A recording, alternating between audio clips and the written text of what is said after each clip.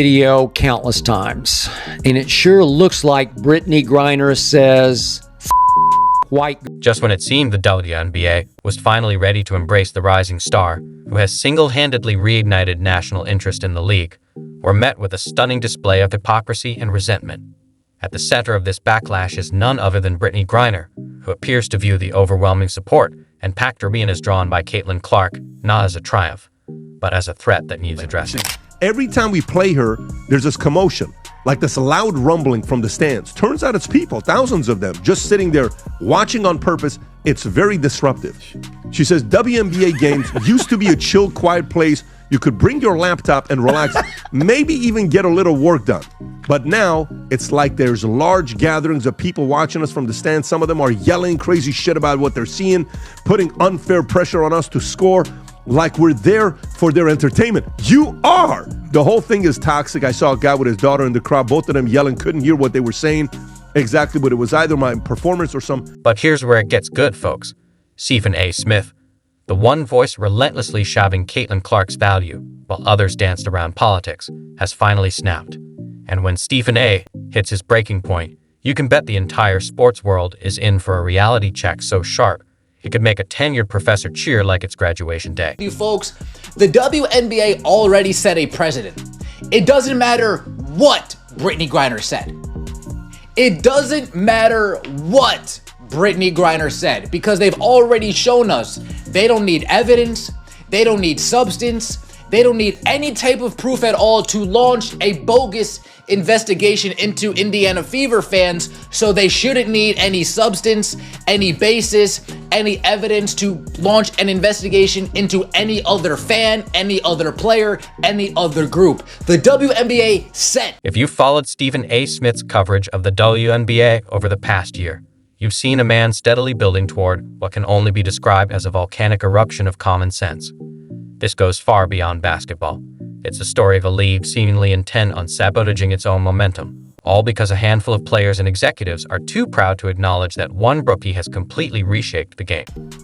Brittney Griner was in a Russian prison. You would think that somebody who is now free, back in America on home soil, would not have too much to complain about. Especially something like this. Fans in every sport. She described the fans. Yeah. It doesn't matter what sport you are. It doesn't matter what sport you pick. That's how fans act in every arena. This tension has been brewing for months, maybe even since the moment Caitlin Clark first stepped onto a professional court and instantly became the most impactful player in WNBA history. Meanwhile, half the league treated her like a basketball tourist who'd stumbled into the wrong gym. All the while, Stephen A. Smith was out there dropping truth bombs so undeniable, they'd make a mathematician weep with joy. Attendance for the entire league was up nearly 50% last year. According to data from across the timeline, and Indiana led all teams with an average attendance of 17,035. That was up 319% from the year earlier. 319%. 319%. All other teams still grew by double-digit percentages. So let's not forget that. But they didn't grow by 319%. That was Caitlin Clark, which means she's largely responsible for the overall league attendance records. Merchandise sales were also up 450% for the WNBA, according to Fanatics, and Clark was the top-selling player and is fifth among athletes across... We'll find out. We don't know yet, Stephen A. said while discussing Caitlin Clark's impact on WNBA ratings. But I'm going to be really interested in seeing what kind of effect this has. Because if, for some reason, there's a precipitous drop-off, then everybody needs to stand down. It's like watching people complain about being broke while ignoring a pot of gold sitting right in front of them. And Stephen is the one yelling, "The gold is right there." This is the magnetic traction that draws viewers to the WNBA, and her absence over the next 2 weeks due to that quad strain is providing further evidence of that. Then everybody needs to accept it, stand down, and ride that wave. I'm going to be really interested in seeing how the ratings are going to look without her over the next 2 weeks. Let's make sure we come back and ask me this exact same question after she's been gone for. If you're enjoying this, please subscribe. Let's talk numbers. Because some in the WNBA front office clearly need a reality check. Games with Caitlin Clark this season averaged 1.178 million viewers, while games without her drew just 394,000. That's a 199% difference. Simply put, Clark's games attract 3 times more viewers. Since joining the league, Caitlin Clark has been a one-woman economic boost. The season opener between her Indiana Fever and the Chicago Sky drew 2.7 million viewers on ABC, the most-watched WNBA game ever on ESPN platforms. The news just came out. Ratings are higher than it's ever been for the WNBA. Yeah. Congrats to Caitlin Clark. It's crazy how that works. I mean, you know, what are you going to do? Proof's in the pudding, kind Get a girl out of Iowa. Exactly. Who can pull up from the state next door. Yeah. And light up an entire arena every year. But this is where Stephen A. Smith's frustration boils over. Instead of the WNBA leadership embracing and celebrating the incredible gift they've been given, we get lukewarm press releases and generic social media posts. It's as if they're embarrassed by their own success, too afraid to admit that one player can make such a huge impact. Stephen has watched this unfold in real time, building toward a volcanic eruption of frustration. He's seen Clark shatter viewership records, fill arenas, and bring the WNBA into the mainstream, all while some players and pundits acted like she didn't deserve the spotlight.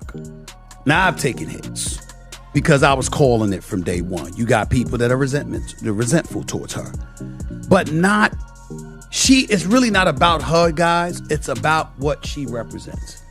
Before she ever came along, there were a lot of outstanding basketball players who happened to be black females that was doing their thing on the WNBA level. And they never got this kind of shine. This girl, the Golden Goose, comes along and she wreaks havoc. She's the Rookie of the Year. She's 4th in the league in MVP voting. 4th in the league. Enter Brittney Griner. She's played in the league for years, often in near-empty arenas. Then Caitlin Clark shows up, packing every arena and making games must-see TV. And what does Griner do? She complains about the crowds. We can't make this up. After years of struggling for attention, now that the league has it, some aren't happy.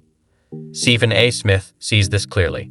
While Clark's success brought chartered flights and record ratings, some players resented her rise, and Stephen has called them out from the start.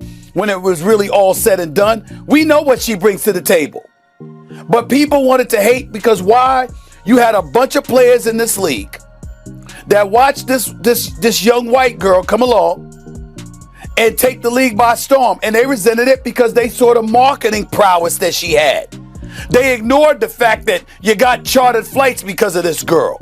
They ignored the fact that ratings were going through the roof. During a game between the Indiana Fever and Atlanta Dream, Brittney Griner was caught on camera allegedly using a racial slur against Caitlin Clark. After falling out, she appeared frustrated and called Clark trash, and what lip readers say was effing white girl. The clip quickly went viral. Many pointed out the irony, since Griner was free in a high-profile prisoner exchange with Russia. Yet, the league stayed silent. No comment, no investigation. Even after the video spread for over a day. This silence is striking compared to the WNBA's nearly 2-week investigation into unproven claims of racist chants by Fever fans against Angel Reese. The difference shows where the league's true priorities lie. He said Brittney Griner, who Biden traded for the Merchant of Death, called Caitlin Clark the white female referee trash, effing white girls after getting fouled out. So that was Bobby Borak. He stated that on Twitter today, I believe. Watch this. So this is the call here, guys. So the ticky-tack fouls that we were talking about earlier. Stephen A. Smith has been Caitlin Clark's biggest defender. While the WNBA ignored or resented her, Stephen fought for her. After Clark won Times Athlete of the Year, he said, "You see why she deserves it. You see why I called out those dismissing her." He explained, "The league flew commercial for 22 years, begging for chartered flights. 2 weeks after Clark arrived, they got chartered flights. She's driving real change, but some care more about ethos than success." And what I was saying to everybody is ride the wave. Rising tide lifts all boats. The girl is spectacular. It's not like she's not a scrub. She's not only can play, she's a star caliber player who draws this attention. And maybe it's because that fan base that she has and her being a young white lady contributes to it. So what? Benefit from it. And then you have a lot of folks that have come to the defense of numerous WNBA players because they were pointing out like this has been going on before long and people are not hating on her. It's not about hating on her. It's that you feel she is getting a level of attention that you deserved and you warranted long before she ever came along. It's understandable. Stephen A. Smith has been outspoken about the clear double standard here. Caitlin Clark has tried to help lift everyone up, but some players resented her. She didn't create the problems that held back women's basketball for decades, nor did she design a system that ignored talented black women. She simply brought a skill and charisma that finally broke through mainstream America. Instead of celebrating this, some players and lead officials chose resentment over gratitude and politics over progress. Just in the short amount of time that I watched, I remember back a while back before Caitlin was in this, of all these female professional players bitching about not getting paid what the men do, and then it was made clear that when you have the draw, when you can bring in the money, the revenue, the advertising dollars, then you'll get paid more money. Caitlin Clark has made that happen for the entire league, but these girls are doing everything in their power to destroy the golden goose that benefits them as a collective. And the referees, it looks like somebody has paid these high school referees to basically ignore